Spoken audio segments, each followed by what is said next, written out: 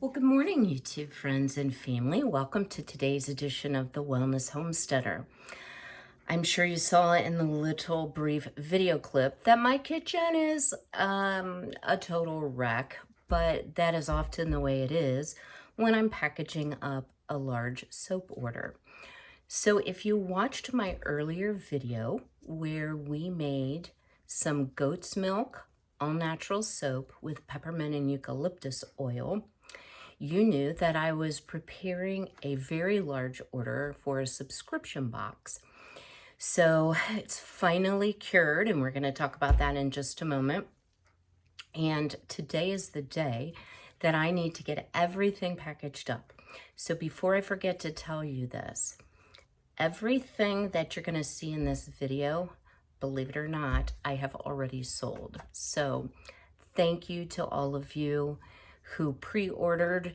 I so appreciate your support. I wish that there were more hours in the day. I wish I had the capacity to make even more.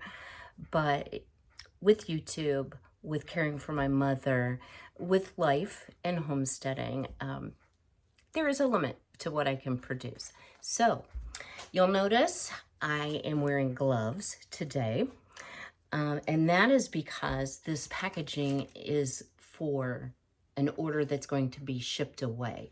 So I just want to ensure that I stay extremely clean. I also have my handy dandy bottle of hand sanitizer, and often I'll just stop and wash my gloves. That works as well. But I thought I would bring you along in case some of you are making soap, and also if you're going beyond gifting and you want to sell some of your soaps. What are the rules? How should you be packaging? So I'm going to swing you around. Stay tuned. So before we start actually wrapping our soap, I wanted to add a note and ask you all to give me feedback. If you have interest in starting your own bath and body product business and you would like me to do an informative video on how you would form your business entity, what are the insurance requirements, who governs the manufacture and selling of bath and body products, I would be more than glad to do that for you. My former job, I worked as the Director of Home Care Services for the US and Canada for an international home care company. So part of my job was helping individuals form business entities, whether it was an LLC or a corporation. And it's actually quite simple. When you Google it, there are plenty of people who would like to sell you that help, but it's so simple. It would save you a lot of money if you have interest. So I will strictly base that on your feedback and not a requirement if that's not what you're doing with making bath and body products. So, soap curing, I didn't really speak to that either. So I'm sure you've all been to festivals or events or craft shows where people will say, well, my soap doesn't need to cure.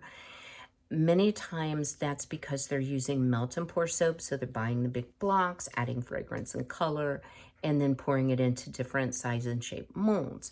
So that is correct. It does not need to be cured. True homemade soap that is called cold processed means that you need to cure that for at least 30 days. So what happens if you don't? You know, we're a little less than 7 weeks to Christmas. So if you're going to make soap to give as gifts, you want to get on it right away. It is not going to hurt you if you use soap before it is cured. Once it saponifies or solidifies, all of that lye is used up, so to speak, so it is not going to burn your skin or hurt you. What happens is the soap is extremely soft and it will go down really super fast. So particularly if you're selling your soap, folks are going to say, your soap doesn't last, I don't want to use it, or it gets mushy, or it's stuck to the soap dish and I can't get it off. All of those things will happen when a soap is not appropriately cured. So mine has cured. It is cured for a little over a month, actually. I like to err on the side of caution.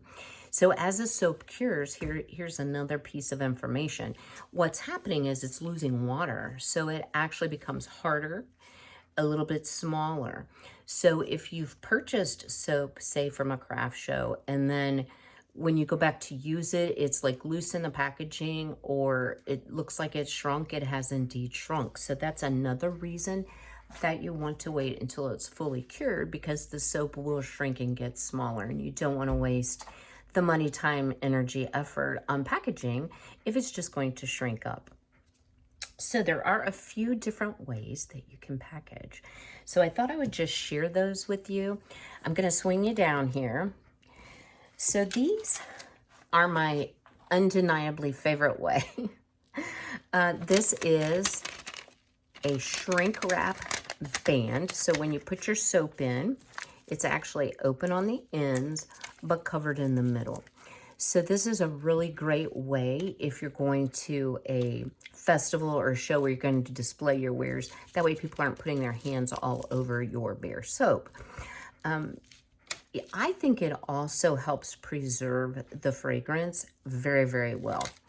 On the back, I'm hoping you all can see. Can you see the little perforation? There is a perforation. So when you get ready to use the soap, you simply peel back that strip, the packaging comes off, and the soap is ready to use. I will leave a link down below to brambleberry.com. I have always purchased my soap bands from them. I purchased the large. They are $12 for 250, which makes them about 4.8 cents each, so about a nickel each. Another option, which I thought I would really love and I don't, I really wanted to have zero waste packaging or completely biodegradable packaging. And I've been able to achieve that for some products. My lip balm, for example, I use cardboard biodegradable tubes. So I purchased these boxes. And as you can see, I still have the whole bag. I checked on Brambleberry this morning. They do not have the natural color. They only had white, but they are $7.75 for 10. So at about 78 cents a piece, this is certainly not your most economical option, but if it's important to your buyer, then it may be worth the investment if it helps you to sell soap. I have not found that the box was that much of an attractant. A couple downsides besides price is they smell like cardboard. And I thought it not only absorbed the scent out of the soap, it left a cardboard scent behind. So I did not like it. So my solution is to shrink wrap and put in the box. So this is nice for shipping. It does keep, things from getting mooshed on the corners, which is very, very helpful. But again, now you're adding the nickel for the shrink wrap plus the box to the price. So not a huge seller, and you still have to label it with what's inside. So definitely a more costly option. A simple option for your gifting is to use origami paper. Isn't that so pretty? So you can simply wrap your soap, tie it with some pretty, this is baker's twine, or you could use string, you could use almost anything around it, or simply like a package, just tape it. And that is lovely for gift giving. If you have an odd shaped soap, I do have some larger bags that I purchased, and I did purchase these from Amazon. They are from Caydo, C-A-Y-D-O. And they are much larger. This is actually folded in half. Let me show you here. So a much bigger bag. What I don't like about these, you can see they're kind of like have like a grayish tint, so they don't show the full beauty of your soap, number one. Number two, they just don't shrink wrap up nearly as nice as the Brambleberry ones. I'm sure you can find shrink wrap bands less expensive, but to me, you get what you pay for, and That is such an important part of your soap presentation. I prefer to shop and purchase from Brambleberry, and they are located in Washington State. So their shipping isn't maybe the fastest, so keep that in mind as you prepare to shop. So let's talk about how do you shrink wrap it. So I usually do it in batches. So here is a bar. And what you want to do is you want to take a heat gun. Now, this is just one that I purchased. It's called a hot air gun. I purchased it on Amazon. I don't even think it's branded anywhere. About $10. And I always keep a spare because if I end up with my heat gun going fluey right in the middle of producing a large order like this, I'm in trouble. So I have used a blow dryer. It takes forever and uses so much electricity. This gets very, very hot, so you want to protect any surface. But I'm going to just do it on my hand and show you how simple it is to shrink wrap. It is noisy. So I'm going to start on the top. I've got the perforated side on the bottom. And you just want to work from one end, hold up here, to the other. So see how pretty that shrink wraps down. Then you want to do the top. And don't get too close or you will burn a hole.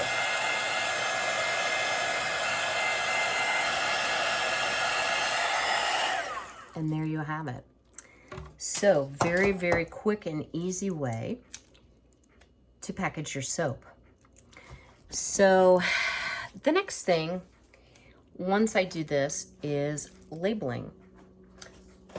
So I've shared with you before Avery labels, and I'm gonna just cover up my address. So this is Holiday Joy is the name of the soap. And you'll notice I have my business name, the name of the soap. I have the ingredients listed from the largest quantity to the smallest, and then a place to weigh it. So once I have it packaged, I will then come over here to my scale, drop each piece individually on the scale, and record the weight. So the FDA, as well as Consumer Product Safety Commission and the Bureau of Consumer Protection all can regulate a soap business. So they have very specific rules about ingredient labeling, packaging labeling, that it has to contain your business name, a contact address, and the exact weight. So those are things, if you're going to sell it, you want to do.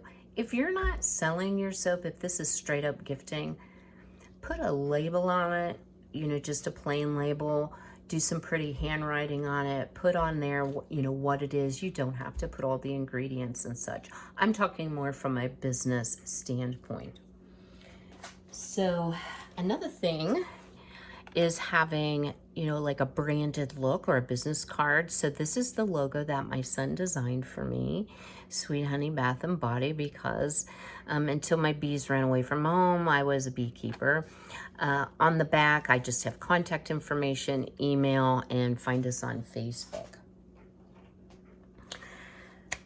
So I would like to hear from you.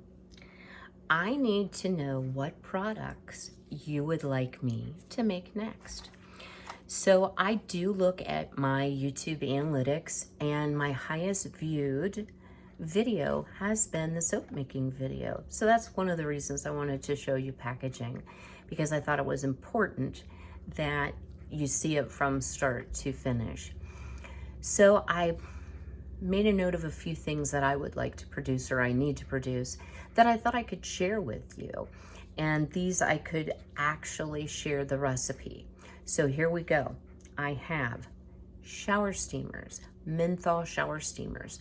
So we're coming up, unfortunately, to winter and cold and flu season, lots of nasal congestion, and I make a product that you can actually use in the shower. So bath bombs are hugely popular, but if you're not a tub bath person, then you know, what is there for shower people?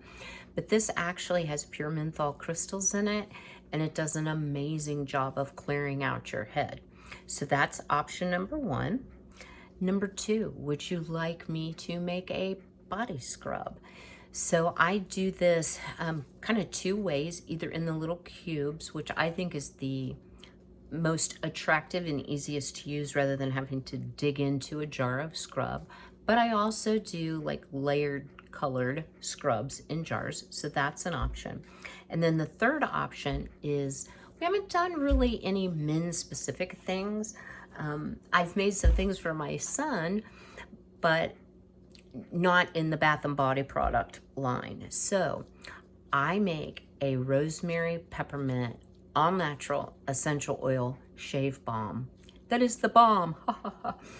But it's actually really, really great for men for their shaving needs. And I actually use it for shaving my legs, and it works amazing. I can't imagine buying commercial shaving cream again because it's just a wonderful, wonderful product. Very moisturizing. So vote for the one of three: shower steamers, body scrub, or shave balm. And if you want all three, say, hey, I want to see all three, because I am certainly working on my upcoming playlist. So I hope this has been helpful today. I hope that you are today is Saturday.